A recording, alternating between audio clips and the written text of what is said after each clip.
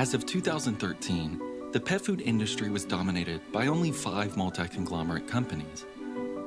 Yet when a consumer walks into a store, it's easy to assume that there is a vast array of choices for their dog or cat, and the ability to choose that one perfect food. But just how different are these choices? And what's really going on inside of those bags? Is what's inside really as healthy as the shiny outside labeling would have you believe?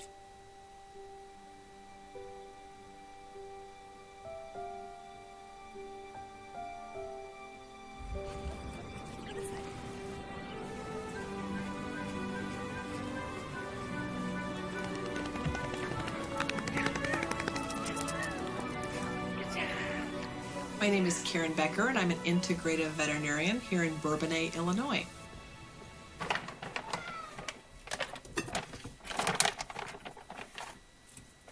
This is a commercially available raw food diet. This is lamb. I'm also going to give the boys an egg. Great source of protein. Is it feeding time, Bernard? And that's dinner.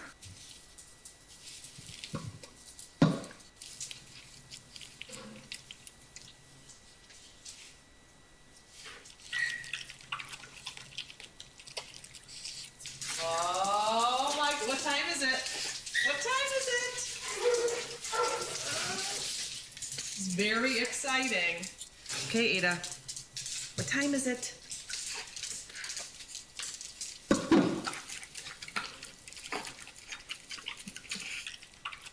So there's a problem in the pet food industry, and most pet owners aren't aware that there's a problem. And unless you have an interest in digging deeper and finding out what those issues are, you can go through your whole life feeding the exact same food, assuming what you're doing is healthful for your pet. And once you start digging, the evidence becomes overwhelming that the industry has significant issues. The human-animal relationship is deeply embedded in our society. It is estimated that 80 million dogs are in the United States, with 96 million cats. Americans alone spend an estimated $60 billion on pet expenses every year, and that number is growing exponentially. It's always a first thought to buy something your pet will like, something that will make them happy and live a healthy life. We give them exercise, clean water, and lots of love. We've always purchased food from a grocery store or a pet food store that provided convenience, the promise of nutrition, and familiarity with the brand. A very important part of this champion's diet is meat. That's why we feed him Friskies. It's a complete diet in just the right amount. Very convenient.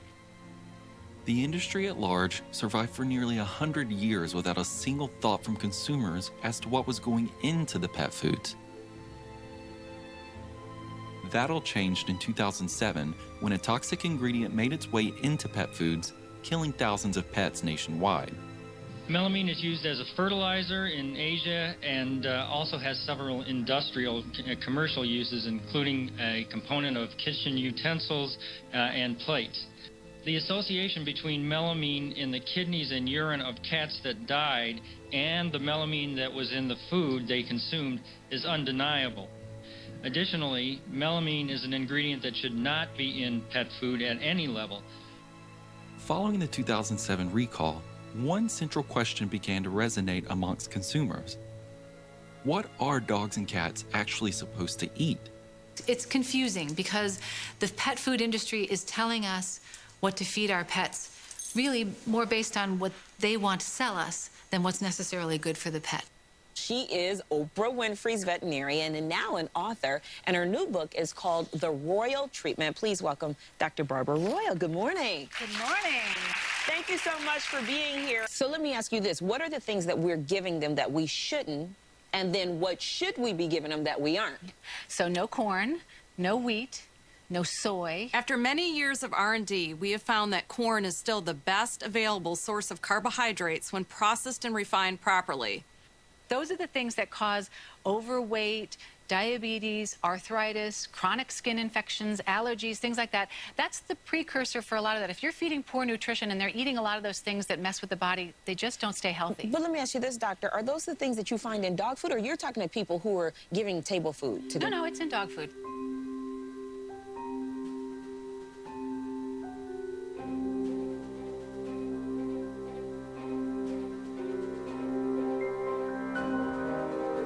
During the war, there was a moratorium on using the metal cans for canned food. So they said you can't use metal cans for dog food anymore. You have to use that for ammunition. So somebody said we need to make the dog food something we could put in a paper bag. And that's how they did it. And nobody thought at that time that making a kibble, and eventually the way that we process it now, could ever be a health detriment to the dog. Now, because of the way that the world is, corn and wheat have become so subsidized and so cheap. It's a super cheap way to make a food for somebody who can't say no. That is just too snug. She needs to get on her diet, change her food, and then she can do it. Trouble if you can just get a sling. There's definitely an epidemic of problems now in animals that I don't think we've seen anything like it in history. Every animal that comes in to see me, they'll say, oh, they're basically healthy, but the list of problems is immense. So it's not that they're healthy, they're actually suffering from many, many maladies. A lot of the same maladies that we see in people. We have animals that have, diabetes and arthritis. They have autoimmune disorders. They've got allergies. And part of the reason for that is because we are actually creating these problems. It's a huge epidemic of problems. All of them, I believe, can be linked to a very simple problem of diet. I would say I rarely get home before 8. There are days when I stop appointments at 3, just so I might make it home by 6.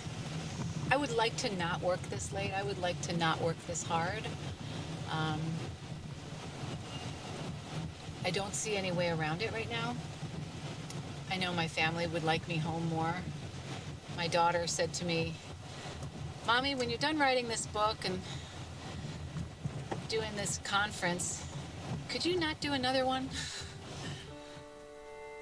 I know,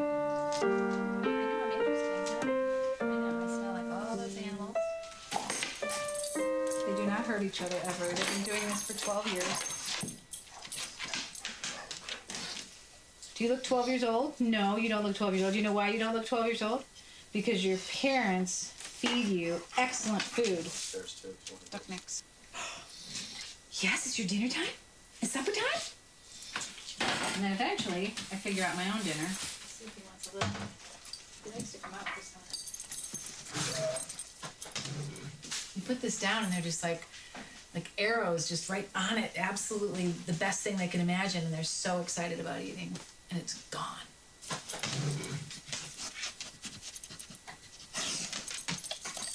There's nothing better than making your animals happy. I gotta say, I mean, look how happy they are. They're both like, yes, thank you. You're feeding me the thing I love. And they're so happy. Good boy. And do I worry about them eating raw food and then licking me? No, I do not. Because the fact is, there aren't any pathogens in that raw food. Because they're careful with it. I think raw food is weird to a lot of people. When I first mention it to people, they sort of say, raw food? Do I have to feed raw food to make my dog healthy? Like, are you crazy? I'm like, well, no, you don't have to. It'll make a difference. It'll make a huge difference. When we had so much crazy processed food, and then all of a sudden Whole Foods came around and said, we're going to offer fresh food. It's going to cost a little more, but you're going to like it. And everyone said, no one's ever going to do that. No one's ever going to spend so much more money on food than, and it's like, guess what? Yes, they will. Yes, we will. Because we know, we can feel it. I can feel it. And now I think we've come to the point of saying, okay, we know. We know they do care. It does make a difference. And the species-appropriate diet is getting back to what it was before we started, leaving the canned foods and stuff.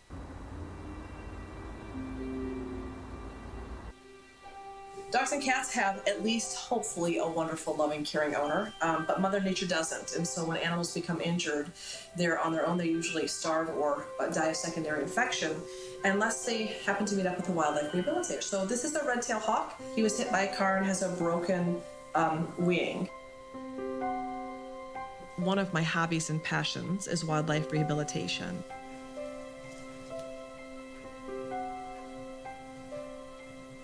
This is Cordelia's pouch. Cordelia, are you a sleepy girl?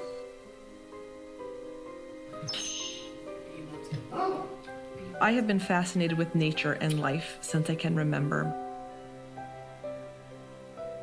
I became a licensed wildlife rehabilitator when I was 14, and I knew that I would have a lifelong career helping animals. So when I was 14, I heard about a woman that had tremendous success with wildlife rehabilitation. Her name was Barbara Harvey, and she was in Horicon, Wisconsin, and I called her and I said, Barbara, my name is Karen Becker, and I'm 14 years old, and I want to know how you became so successful. A long story short, she invited me to her home in Horicon, Wisconsin. She lives in a beautiful log cabin during the winter months, and she lives in a teepee on 13 acres during the summer months. She invited me to live in her teepee on her 13 acres and see how she rehabilitates hawks, eagles, owls, and falcons. Barbara has the best success rate in the country with raptors. And the reason she has such a success, she feeds biologically appropriate, raw, living mice, rabbits, rodents to those animals to be able to help the body recover from injury. So when I went to veterinary school years later, and I sat through these nutrition courses, and when they gave me the laminated chart that told me what food I should feed with what disease process, things did not add up. Before I went to vet school, I worked for years in zoo medicine. The most important thing I think I've learned from that is every species has its own requirement. Each species must eat what it is supposed to eat. It's developed, evolved to have a specific diet that keeps it healthy. Each animal has its own biologic requirement for certain nutrients. A species-appropriate diet for worms is dirt. A species-appropriate diet, let's say for hummingbirds, would be nectar. You can't feed earthworms nectar and you can't feed hummingbirds dirt. Both of those animals would simply die. Some species, when you offer them not biologically appropriate foods, they simply won't consume them. When you offer a snake, another obligate carnivore, a salad, they will simply starve to death. They will not consume a non-biologically appropriate food in light of sustaining life. They simply die. It gets pretty confusing with dogs and cats, however, because dogs and cats are nutritionally much more resilient than other species. And what that means is that we can nutritionally abuse them, for lack of a better term, and they don't die immediately. They just have overall vitality decline and overall degenerative changes take place in their bodies from feeding them foods that are not biologically appropriate.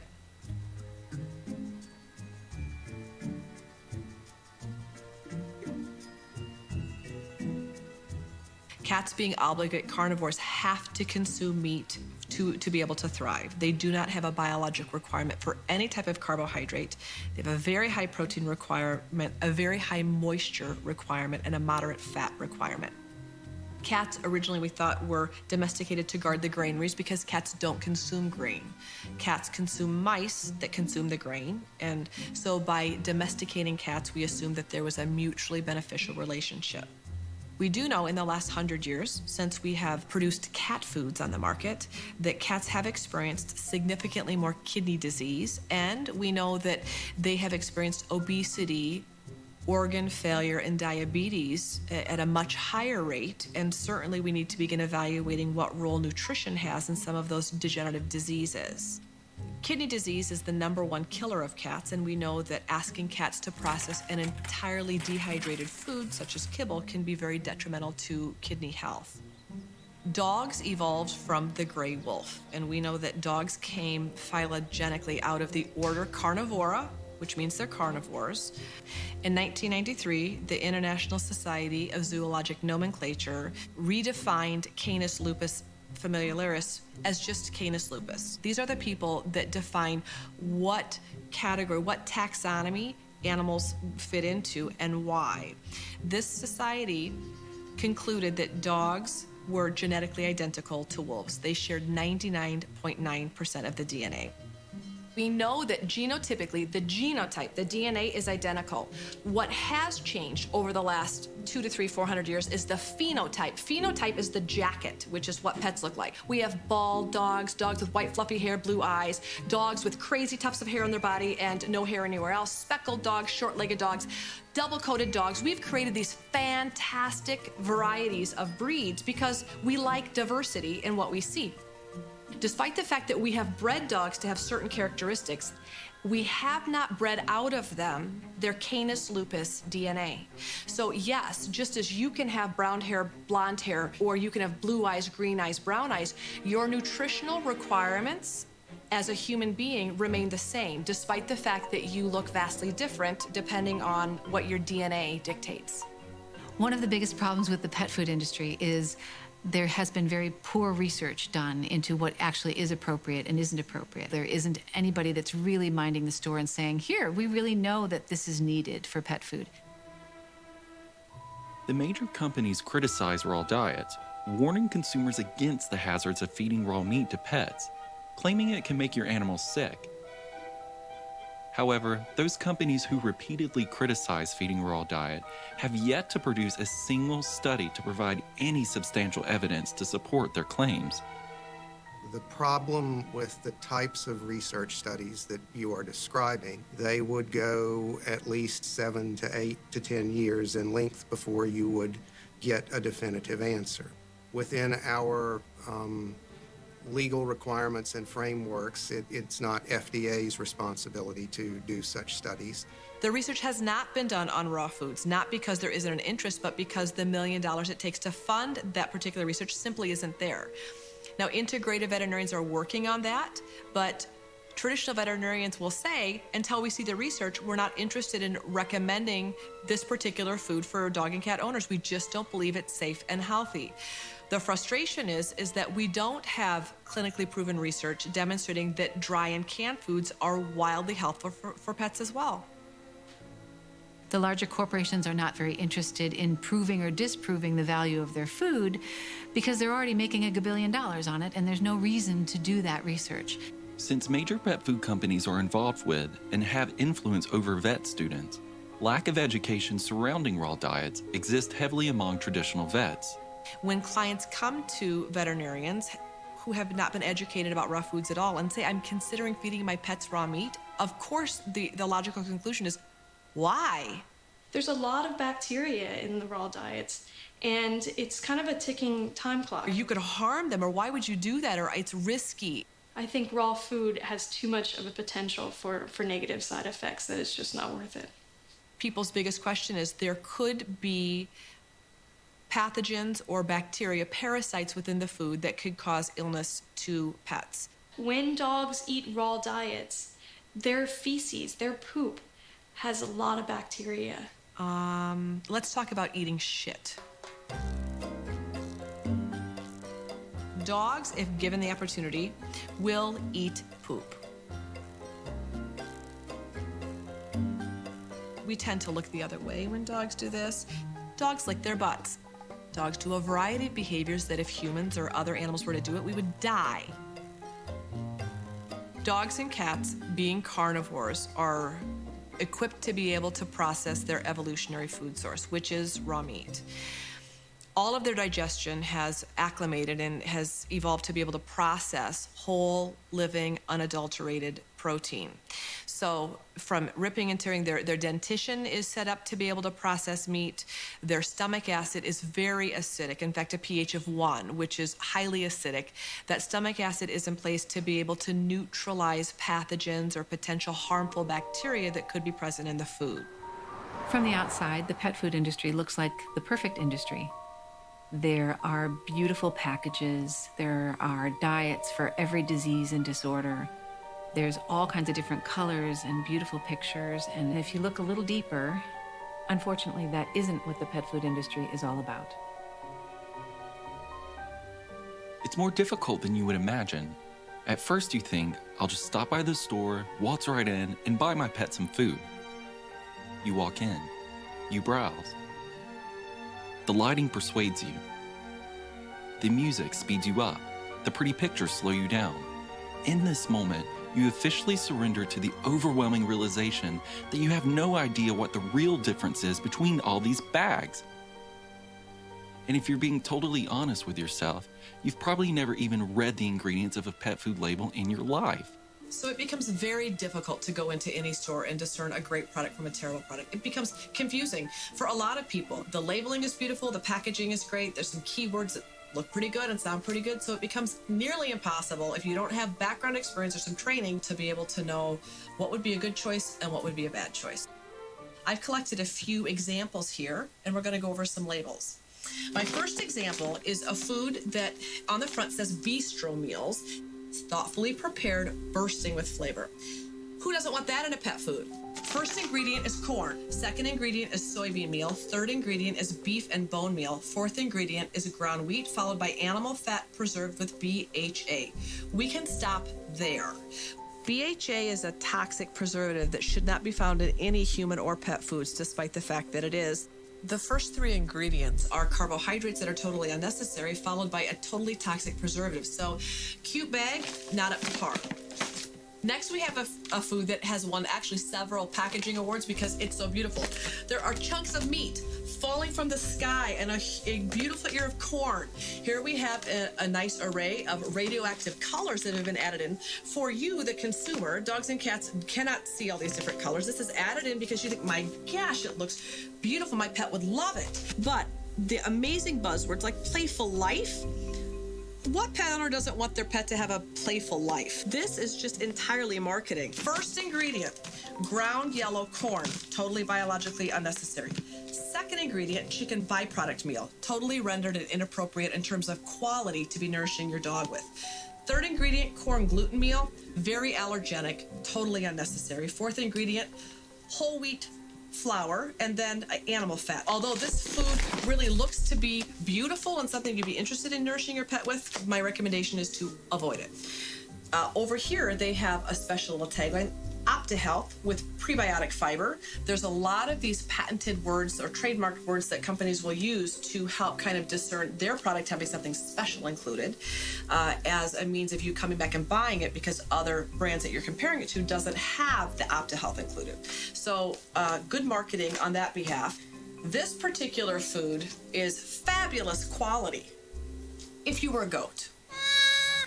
When you add up organic brown rice, organic oats, organic millet, organic barley, organic grain sorghum, organic peas, organic potatoes, that portion of the ingredients in this particular food doesn't outweigh the organic chicken or the chicken meal. Healthy, really, what are you supposed to say? Unhealthy? The worst possible food, in my opinion, you could ever feed your dog because number one ingredient, beef byproduct, soy grits, high fructose corn syrup. What is byproduct? Byproduct is what's left over after an animal has been slaughtered and all the edible parts have been removed. The criticism lies in the mystery of the meats being used. What is quality? Quality is a term used when discussing how good or bad the raw material that goes into the food actually is. Whether this protein comes from diseased animals, euthanized animals, roadkill, human food waste, or processing, the industry doesn't have to disclose the source of the ingredients. That doesn't prevent them from easily proclaiming that every ounce of their pet food is of the highest quality. The issue is on the back of the dog and cat food bag, it doesn't say rendered terrible quality protein. It doesn't say that. We also can't list legally grade A USDA inspected meat. So this leaves this giant gap for the consumer to have to fill in that void, and it's wildly confusing. The controversy with kibble exists because dry food is void of moisture. When your animal eats dry food, they're put in a permanent state of dehydration. The quality and sourcing of where the ingredients came from is kept secret. And even if the ingredients were perfect, the manufacturing process to make a meat product shelf stable for extended periods is performed at extremely high temperatures. This creates two potent carcinogens, heterocyclic amines and acrylamines. However, Most companies do not disclose to the consumer what temperature their foods are cooked at, and they act as if the trace amounts of carcinogens pose no threat. It was around 1948 when veterinarian Mark Morris decided to create the first prescription pet food, still recognizable today. At the time, Mark Morris was critical of pet foods for lacking quality ingredients, and he wanted to make a superior product backed by scientific research. He teamed up with canning manufacturer Burton Hill to fulfill his vision. The result became what we know today as Science Diet, sold in veterinarian offices all across the country. But in 2013, the Wall Street Journal reported Hill's was starting to see its profits decline because consumers no longer identified with their ingredients. Science Diet has since refocused on rebranding their image as more natural, creating new product lines and shying away from controversial and rendered ingredients. The National Renders Association argues that they're providing a necessary role when it comes to the recycling of animal carcasses. If there wasn't anywhere to put the animal waste from the human food industry, where would it go? In the earth? In the air? In the ocean? It all has to go somewhere.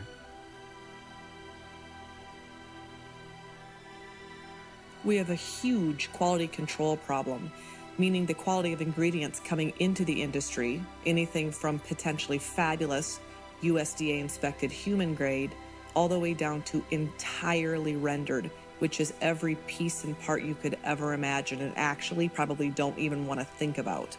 The final result is used to manufacture hundreds of products, everything from soap to candles to pet food to cosmetics.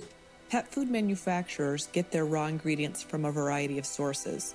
Ingredients can be leftovers from the human food processing plants, leftovers from slaughterhouses or ranchers and farmers that have had animals die. Those industry leftovers and dead animals are collected by rendering facilities. Pet food companies blend these recycled ingredients together with synthetic vitamins and minerals to create a profitable, quote, complete and balanced diet that is then marketed to pet lovers. I'll tell you a story you'll never forget. A story about you and your cigarette. Enjoy smoother smoking, choose wisely, choose well. Smoke longer and finer and milder pell-mell. Pell-mell. So the pet food industry today is similar to the tobacco industry in the 40s and 50s when you had medical doctors recommend the use of tobacco, not because it was conspiracy or they believed that they were in any way harming, they just didn't know. Tens of thousands of doctors, general practitioners, surgeons, specialists, doctors in every branch of medicine were included. Very similar, in my opinion, to what's happening in the pet food industry. You have well-meaning, lovely veterinarians recommending foods not because they have sound nutritional background, but because that's all that they know. And in 100 years' time, we have successfully convinced an entire generation of pet lovers that why would you feed anything but dog food or cat food? Looking at the rules that guide the pet food industry, it's easy to see how they are set up to benefit the corporations over the consumer. The regulators have created special terminology for packages, assuming that consumers would be able to guess what they mean. Any product containing the words dinner, nugget, or formula only have to contain 25% actual meat. Any product labeled with only has to contain 3% meat. Furthermore, the so-called flavor rule allows for any protein to be listed on the bag. It may be flavored as meat, but in reality, a bag that contains the word flavor may contain little to no meat. By using the keyword flavor on the package, the pet food could, but does not have to contain any meat at all, but it's acceptable for the package to contain an image of a fresh steak. Ingredient panels do display protein percentages, but protein percentages do not represent actual meat content in the product, as protein can come from a multitude of sources. This raises the question if the average consumer knows that the terminology used on packages reveal the exact amounts of meats used in foods. Trying to understand who exactly makes these rules and what their actual legal authority is leads to many different organizations. The Association of American Feed Control Officials is a non-governmental organization. They have a model bill that sets the standards in terms of ingredients, nutrient levels, package labeling in terms of ingredients as well, for pet food companies to abide by. Each year, members of AAFCO come together to update their official publication, which defines each ingredient that's allowed to go into pet food. Members of the major pet food companies attend the meetings as well, allowing their voice to be heard when it comes to what goes into pet foods. So, who is AAFCO? I think if you look at our websites, we have some very clear statements about the fact that AAFCO is not a regulatory organization in itself. That's one thing important. The second is that AAFCO doesn't approve products. What we do is we deal with the ingredients and the scientific validation, if you will, of the ingredients that go into the food. And then the actual claim that a manufacturer makes that it's AAFCO approved is probably not representing what AAFCO itself would say.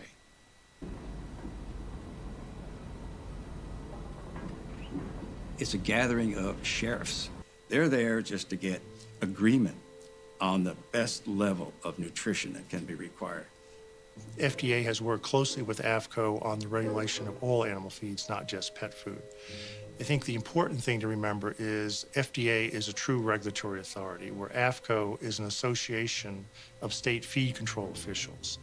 And as such, AAFCO has no regulatory authority. If you meet the nutrient level for protein, it makes no difference whether that protein comes from a healthy protein source like chicken or whether it comes from a base protein source like wheat flour or wheat gluten that's been fortified with protein of some kind. As long as you meet the nutrient levels that they've set, the food is approved as AAFCO approved.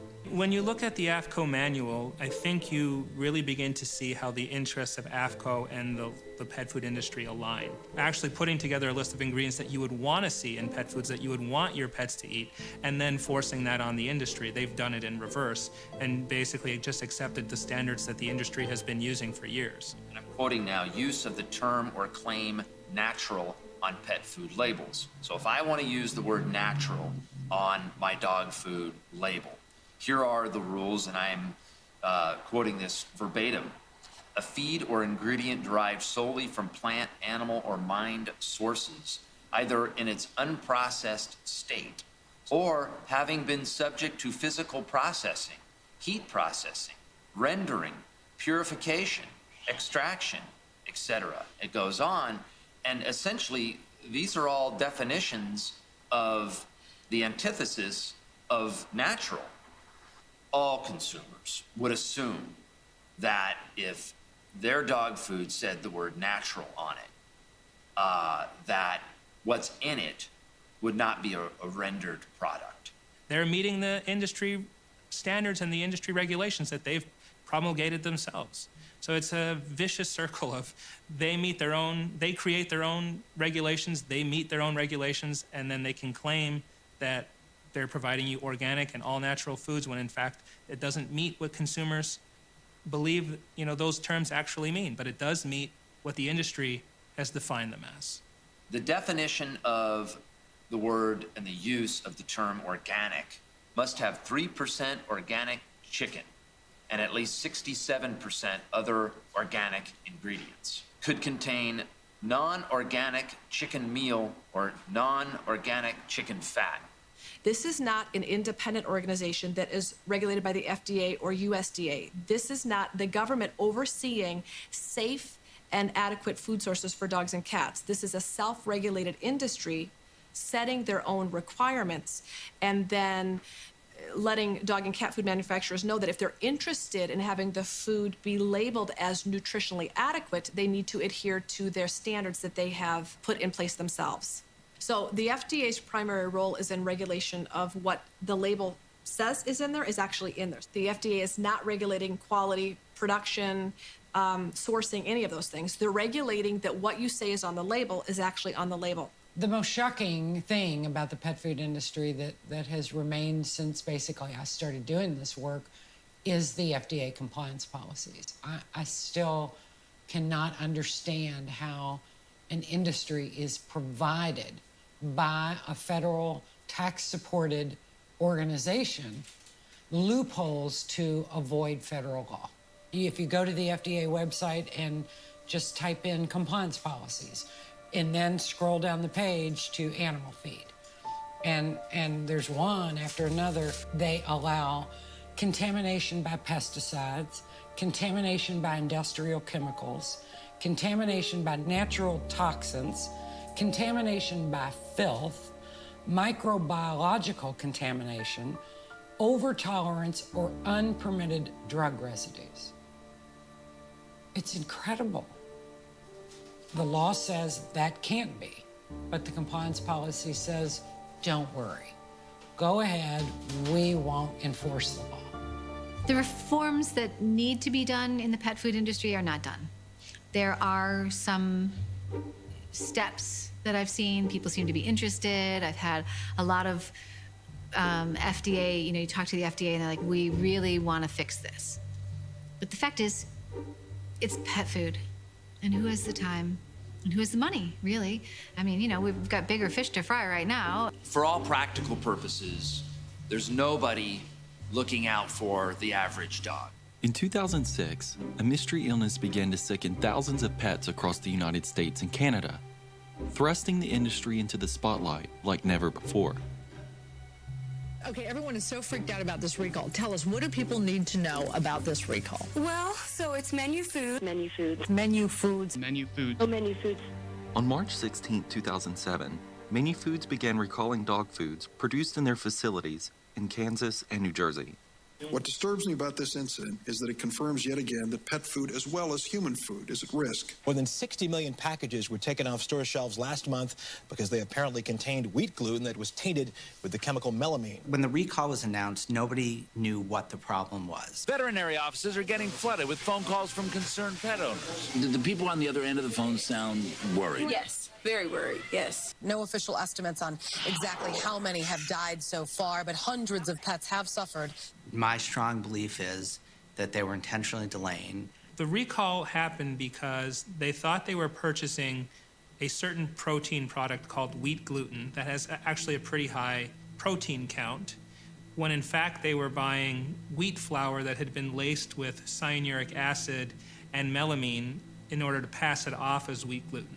The way they test protein sources is to do this, to check the level of hydrogen in it, and both cyanuric acid and melamine have high levels of hydrogen. So they just would inject the wheat flour with these poisons and then pass it off as wheat gluten. And the reason they were doing that is that wheat gluten costs a lot more per protein count per ton than wheat flour. When the wheat gluten got into menu food system, it infiltrated all this other pet food. That's when hundreds of pets got sick or died from eating the food made by Menu Foods. That company makes dog and cat food under 90 brand names. In 2007, pet owners didn't have any idea that one manufacturer, Menu Foods, made hundreds of different varieties of food. That was a betrayal of trust to so many pet owners. This is leading people to wonder at this point, what can we safely feed our pets? Do we need more, I hate to say this, regulation of pet food, more inspection or some way to get to the bottom of this? Purina tonight is recalling a batch of its Purina One dog food. A warning tonight to check the food you are feeding your pet. Many vets are reporting that they are seeing pets getting sick from recalled dog food, food that should have been taken off store shelves months ago. I remember it vividly. I was sitting in my little office. I got a call out of the blue from a woman named Dawn Majerzik, who told me that she wanted to bring a lawsuit against the entire pet food industry. They knew they had contaminated food. They knew it was poison. They knew it killed animals, and they continued to sell it and put it on the market. I mean, you just don't do that. But it's a money market. They were making money, and I wanted it stopped. CBS News has learned the tainted wheat gluten used in pet food was human grade, meaning nothing but luck kept it from being used in the food people eat too. The most shocking aspect discovered in 2 subcommittee hearings was that the ingredient used in the pet foods that was responsible for killing the animals was actually legal to use in human foods. On top of that, the FDA admitted that there was no penalty given to a company if they failed to notify the FDA in a reasonable amount of time. In this case, Menu Foods faced criticism for failing to notify the FDA for over 3 weeks, even after they confirmed dogs and cats were dying and they knew the cause. But other than complain about the ethics, no one in a government position could fine Menu Foods for allowing the food to continue to be sold, even though they knew animals would die as a result. But Menu Foods would not testify. The lobby group that came in its place was left to explain why Menu supposedly knew tests were making animals sick on February 20th, but didn't tell the FDA until 3 weeks later. Wait a minute. Let's get the record straight. Menu waited more than 3 weeks after finding out that the dogs wouldn't eat their food and were getting sick. They waited 3 weeks. I don't have the facts on Menu, Senator. I think before you came to the hearing, you would have the facts. But on the industry side, they were still maintaining that they were highly regulated, though the evidence exposed by the recall appeared to confirm the fear that the industry wasn't regulated very much. Pet foods are indeed a highly regulated product. They are perhaps the most regulated product on the supermarket shelf. Mr. Nelson was very clear in his statement that AFCO has no regulatory authority. We've been told by the FDA that there is no pre-market approval of this product sold to consumers. We know that there's no regular inspection of the facilities that make these products. What we are told is that 30% of these facilities will be inspected once or twice over a 3.5-year period. We know that there is no government authority to recall a contaminated product. We know that there was no mandatory state inspection standards established by the Food and Drug Administration across the United States. We know that the claims being made on the label here about this dog food are beyond the claims that can be made about human food. And we're told, at least Dr. Hodgkins has told us, that it's questionable as to whether or not a company that makes a contaminated pet food has to report to anyone about adverse events in a timely fashion, whether a dog has died or dogs are dying. When I go through that long list of things, it's hard to conclude this is a highly regulated product. But in terms of having another outbreak in terms of scale of 2007, I really think that our pets are the canaries in the coal mine, so to speak. The only way we'll know is when our pets start to get sick again. We're still having recalls. We're having chicken jerky that's killing thousands of pets. We can't identify the source of the contaminant that's still killing pets. That's scary. After the 2007 recall, another mysterious illness began to plague dogs all across the country. It was soon discovered that consumers who purchased various brands of chicken jerky treats to reward their dogs were actually poisoning their pets instead. Owners were devastated to find their dogs either sick or dead after consuming these so-called treats. We went to PetSmart, and my wife was looking at the treat aisle there, and she saw dehydrated jerky, chicken treats. And she's like, well, why don't we try these? This is the only thing I see is just in chicken. So I agreed, and we brought it home and we fed it, and didn't take long before we saw big changes. And what stands out in my mind from buying them that day is that I looked at the bag and they appeared wholesome. They really had this almost organic, good for you feel about the packaging. And so we grabbed 3 packages. It was around Christmas time that we bought them, and we put them all in the stockings for the dogs. So I remember getting them because they looked so good for the dogs. We believe your dog deserves treats made with the same quality of ingredients and care that you want with your food. Created by people who love dogs. No artificial colors, no artificial flavors or fillers. And the list ingredient is very short. The packaging just looks like looks like they've put a lot of thought into it, and it looks like they care about their animals. It looks like it's real food and nothing artificial. And there's just a kitchen home-style dog. So you just would lend you to think that it's healthy, or it's more natural. It's like a jerky that almost looks like human jerky.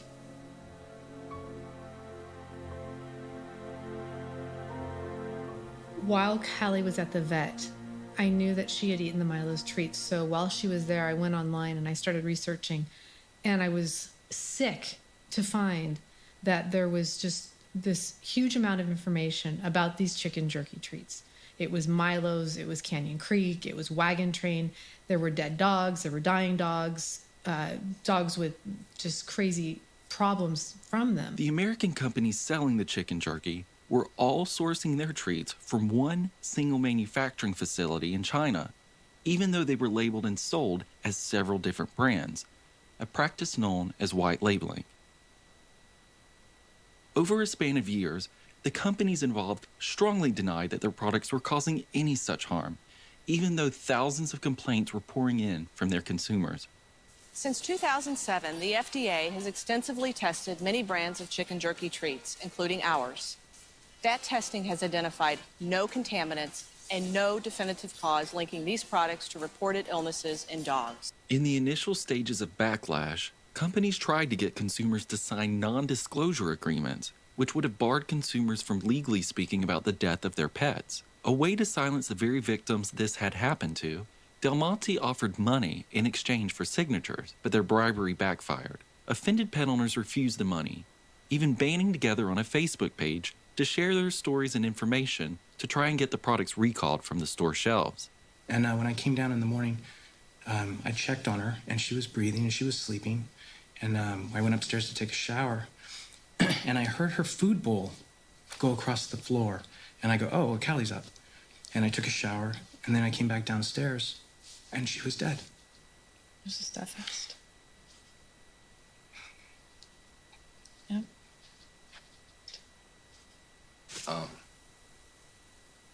Went to move her.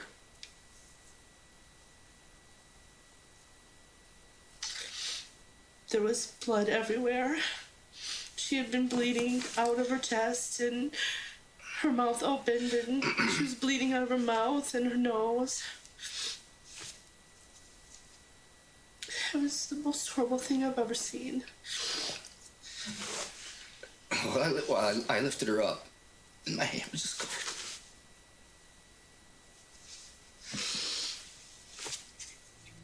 So when I called Del Monte, I received a woman at their, I presume, their call center, and it was almost scripted, her response to me. Any reports out there with dogs becoming sick or dying or anything from our Milos, the FDA did step in. They did extensive amount of testing. They did a 17-step process, in reference to our treats. There has not to this day been any link to any of those reports that consumers put on the internet, nor has there been any contaminants found. That's why they are still on the market today as we speak, and we do stand behind the products. Dogs can get sick from any new treat, any type of food that's new to them, as far as, death or anything like that. Like I said, anything that has ever been reported, the FDA did step in, and there's never been any contaminants or any link to any of those illnesses with a treat. It was crystal clear that the products were not coming off the shelf anytime soon. So my next call was to my local ABC station. Rachel Chambers of Morgan Hill lost her dog Callie yesterday morning. She says it was a sudden and painful death. The vet found that she died after her stomach twisted and ruptured, but it remains undetermined what caused that to happen. According to the FDA, nearly 1,000 pet owners have complained about this product. Despite the FDA warnings, the treats are still on shelves at Target, Walmart, Costco, Petco, and PetSmart. And it's somewhat frustrating because we haven't been able to find a problem with the product. We say, yes, there are sick animals. We believe there's strong evidence it's associated with it, but when we go look at the product, and we've tested for numerous things, and we haven't been able to find anything that would suggest that this product right here, there's a problem with. Sometimes toxic ingredients are a combination of things. Sometimes a toxic ingredient, is when you mix this with that, and then that creates the problem. So if you're looking for just one thing, it's hard to know what that is. The chicken jerky issue lasted until 2013. Nearly 6 years after the first complaints were made. Upon investigation, the New York State Department of Agriculture discovered illegal traces of antibiotics in the treats. Even though it couldn't be proven that the antibiotics had directly caused the deaths of the pets, it was a technical adulterant needed for the State Department to force these companies to withdraw the products in question from the shelves. The trace amounts of antibiotic residue found in these samples are not linked to the FDA's ongoing investigation of chicken jerky products. And again, the trace amounts of antibiotic residue do not pose a health or pet safety risk. It has damaged my trust. I don't trust companies anymore. They don't care about me. They care about my money. And that's a terrible thing. When death or sickness is involved, the cards appear to be stacked against consumers. This is because, according to the United States government, your beloved companion is considered property that is worth little to no monetary value. It's very difficult to put a value on companion animals. The courts have struggled with this. Where it really comes down to a struggle is what are the damages to somebody who has had a pet that's been injured or killed. For the most part, they're still considered a piece of property. Most courts are willing to just do the quickest possible analysis, which is, what did you pay for the animal? How much did you suffer in terms of veterinarian bills or that kind of thing in terms of caring for the animal? And, that's what you're able to recover rather than the sort of emotional connection that you have with the animal or that kind of thing. In 2015, government agencies value human life between $6 and $9 million to provide some leverage to consumers in the unfortunate case that injury or death were to occur. In contrast, within the pet food world, no such evaluation exists. Even in the largest of class action lawsuits, the money awarded to victims whose pets have been directly harmed by pet food is insignificant when compared to the massive profits that companies make each year. So as far as profits are involved, there is no incentive for companies to do what consumers believe is the right thing.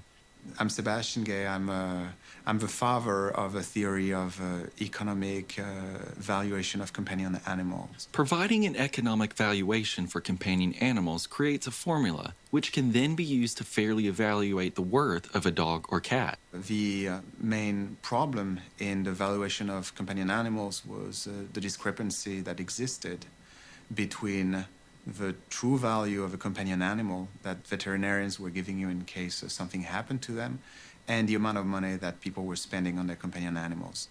If settlements like the one in 2007 were not in the millions, but instead in the hundreds of millions, that alone would be a game changer for corporations, who would be under serious pressure to prevent recalls at all costs.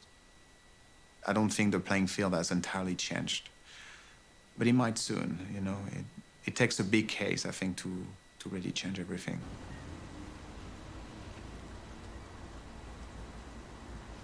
I'm Susan Thixton, and I run the website truthaboutpetfood.com. I started teaching people about pet food before the website began. About 20 years ago, my own dog, almost overnight, we noticed a tumor on her pelvic bone.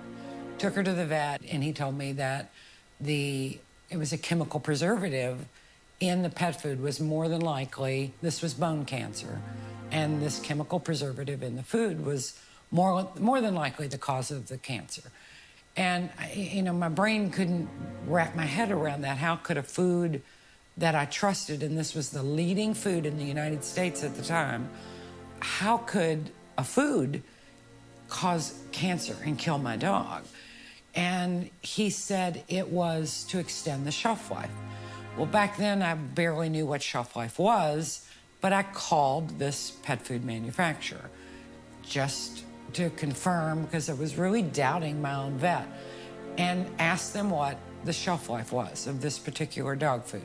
And what they told me literally changed my life. Their exact words, which are seared into my brain, were the shelf life, the pet food would stay fresh for 25 years. There was that many chemicals in the food that the food would stay fresh for more than 3 times longer than my dog lived. When you have a dog or a cat that pet food kills, your own pet, and you poured that food in their bowl, so you feel really responsible, it is life-altering. Weekly, if not daily, I hear from other pet owners that were in the same exact boat as me. That's what keeps you going. I'm very optimistic that the more awareness will bring about change. I think the big players, big pet food, will still be there, just like McDonald's is still serving up food However, pets eat at McDonald's every single day. So it's very important for pet owners to be aware more than fast food purchasers. But as McDonald's has stayed in business, health food smaller stores have also grown, if not even more rapidly. And I believe the same thing is happening right now in the pet food industry. Big pet food is still there, but a lot of small, very health conscious companies are growing very rapidly and gaining a lot of customers. This is an interesting quandary for the dry food industry because they have to do one of two things. They either have to come up with more information to be able to bash the raw food industry, or the second option is they have to listen to what clients are asking for, which means really educated clients are going to the veterinarian saying, I want to see meat first on the label. I don't want to see extra carbohydrates. I want to see no additional fillers, preservatives, or unnecessary ingredients on the label. So some of these pet foods have wisely decided to join the bandwagon. Wolves, the wild ancestors of your dog. Using the same brash marketing style that the major pet food companies established, one company would soon challenge the industry's obsessive use and stance on grain. Feed your dog's wolf spirit with Blue Wilderness. In their commercials, Blue Buffalo took a bold step, questioning ingredients. I compare the ingredients and lots of them. Corn gluten meal? Not too sure exactly what that is. This style of marketing worked, quickly catapulting Blue Buffalo into a billion-dollar brand. All Blue Life Protection foods are made with the finest natural ingredients and start with real meat. As they say, you know you've made it when you're parodied on Saturday Night Live. Ground yellow corn chicken byproduct meal? The thing that gets me is, like, what kind of person thinks it's okay to put a big drawing of a chicken on the front of the bag, and yet there's no chicken in there? You know, what other compromises can we make? You want to have sex with my husband? Bend over, Pat. They want to get that ass. No. But one company wasn't seeing the humor. Purina and Blue Buffalo are locked in a nasty battle, and it's all about what's inside those bags of dog and cat food. Some people will try to tell you that your dog is a carnivore and requires only a diet of meat. They may tell you your dog is like a wolf, but even a wolf's diet is built on more than just meat. Blue Buffalo claims its pet food is free of chicken and poultry byproducts. The suit alleges testing at an independent lab found significant percentages of poultry byproduct meal in Blue Buffalo's top-selling life protection products. Purina sued Blue Buffalo for false advertising, eventually leading to a class action lawsuit. Purina launched a website called Pet Food Honesty.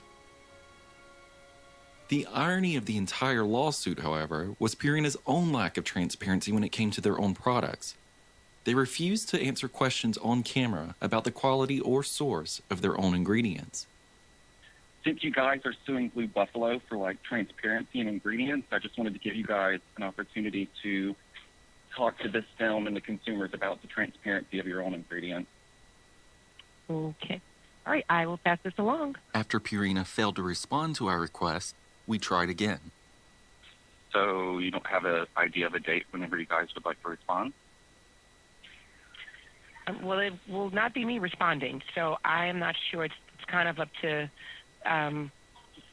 when he will respond. He officially has it. He does have the information.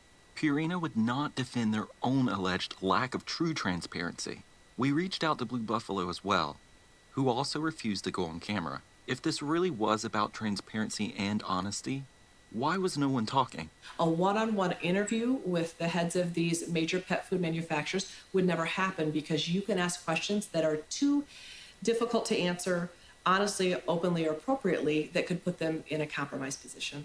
But the market for premium food is growing the fastest, with more pet parents seeking nutritious and natural food for their dogs. And with American pet owners expected to spend nearly $23 billion this year on food for these treasured members of the family, the stakes are high. Some of these companies that have repeatedly said it's not a problem to feed wheat or corn are now coming out with grain-free foods that they are labeling as more species appropriate or biologically correct or grain-free, where previously they have acknowledged that there was not a reason to produce these foods. They're now, all of them, coming out with a grain-free food, really, I believe, to compete in a marketplace that's becoming more competitive.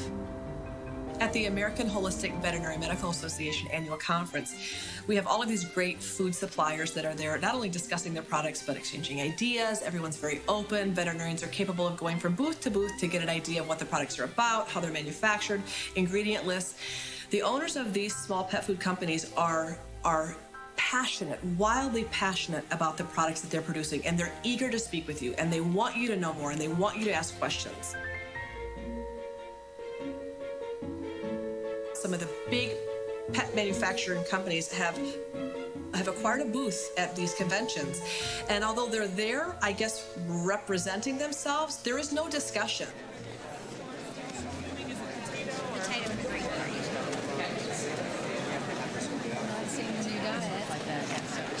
The fact that veterinarians come around and are looking at stuff, and this is how we get information, and it's sort of cool. Like, for example, I've never looked at this bag before, and I want to find out what's in it, because that's the kind of person I am. So your stuff usually is on the side, right. Pull this out of here. So you got, this one has barley in it? This one has barley?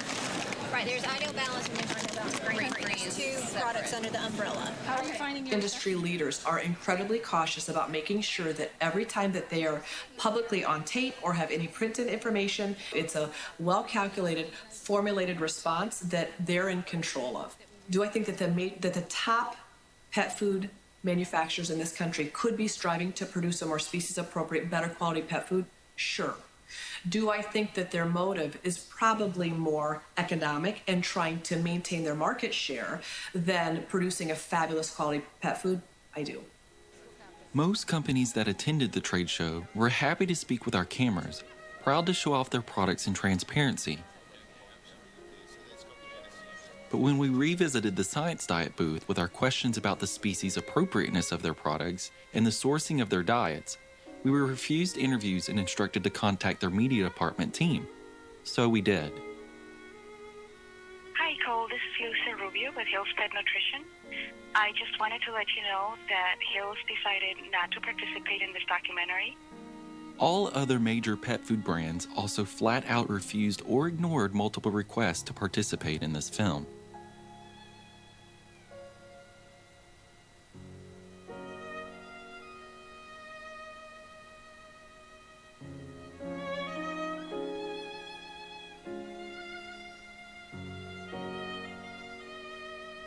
All over the world, independent pet stores are now offering a solution to the growing population of concerned pet owners.